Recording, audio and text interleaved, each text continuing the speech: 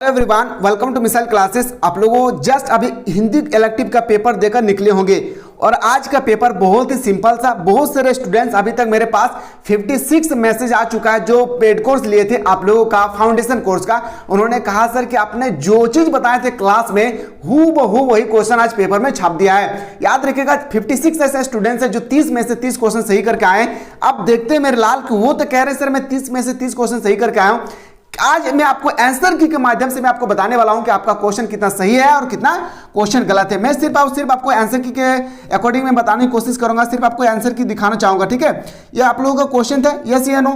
एकदम क्वेश्चन कितना सिंपल था। इस क्वेश्चन का जो पहला आंसर होगा ना एकदम सिंपल था मेरे भाई, एकदम इतना सिंपल पैसेज दिया था, इतना सिंपल पैसेज दिया था कि एक बच्चे वाली कहानी थी। तो बताएंगे सर परिवार समाज की कोई इकाई नहीं थी, बताएंगे सर याद रखिएगा इसका पहला हो जाएगा। क्या होगा मेरे भाई? पहला इसका सही उत्तर हो जाएगी। क्वेश्चन है सर परिवार द्वारा दी गई शिक्षा से हमारे समाज का क्या तय होता है?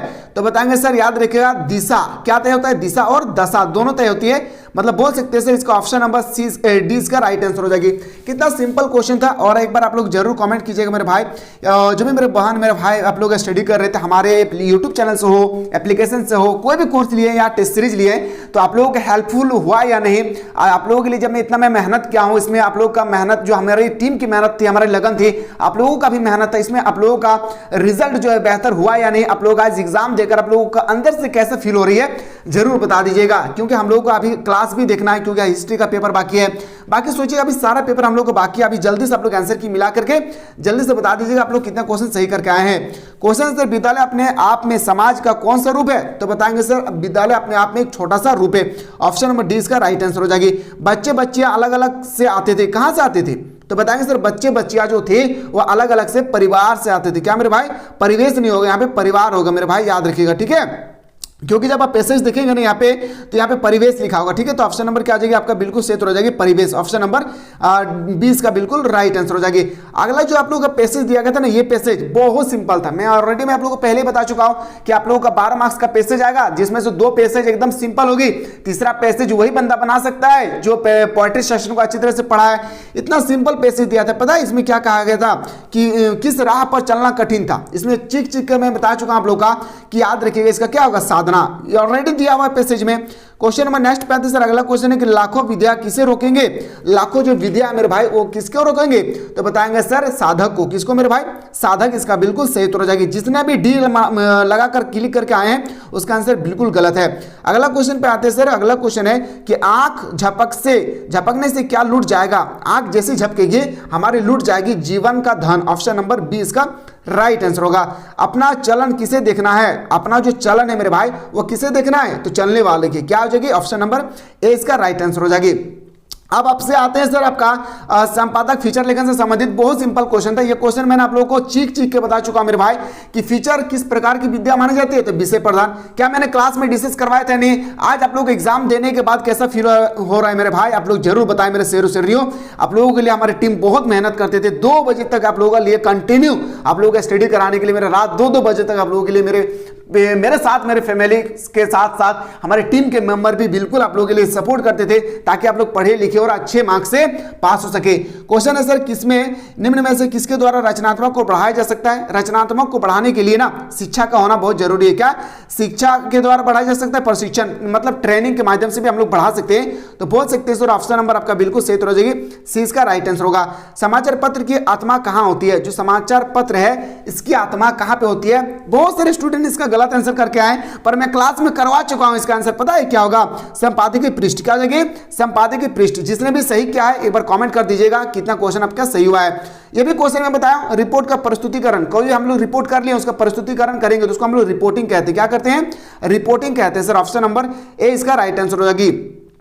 क्वेश्चन नंबर आते हैं सर 13 में कि विज्ञापन में किस प्रकार की भाषा का प्रयुक्त होती है? विज्ञापन में याद रखिएगा कोई भी विज्ञापन के लिए एकदम सरल भाषा का उपयोग होती है, यानी व्यावहारिक हिंदी। बोल सकते हैं सर ऑप्शन नंबर बी इसका राइट आंसर होगा। जिसने भी ये शब्द लगाकर आए डी नंबर उसका आंसर बिल्कुल गलत है।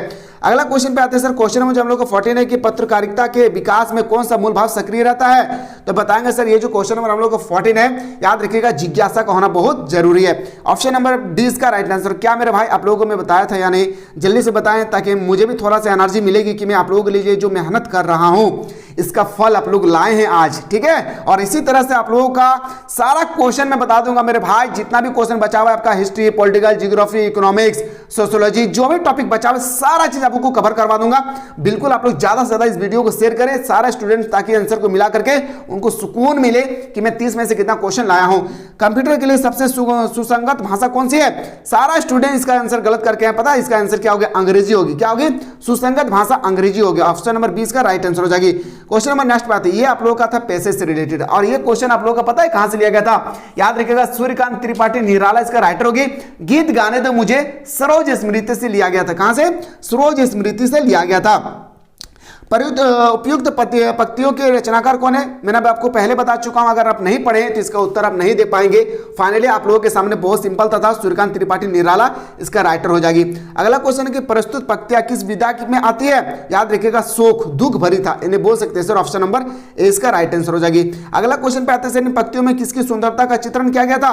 तो बताएंगे सर सरोज की। किसके बारे में? सरोज के बारे में।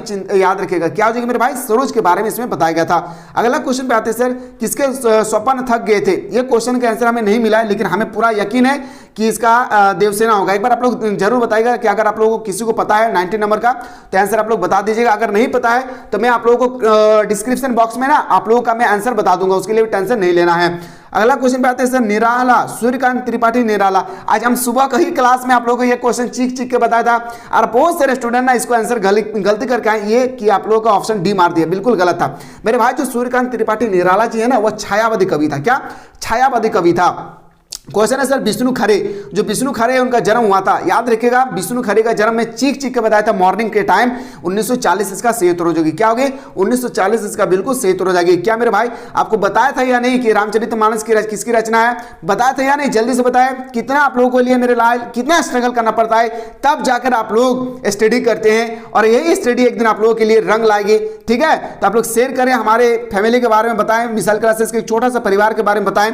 अगर आप लोगों को पढ़ लिख कर अच्छा लग रहा होगा तो आप लोग ज्यादा से ज्यादा अपने आने वाले जनरेशन, क्योंकि उनको भी एक अच्छे शिक्षा ग्रहण करने का अधिकार होना चाहिए, जो भी आपके घर में छोटे बड़े भाई बहन होंगे उन लोगों को जरूर बताएं।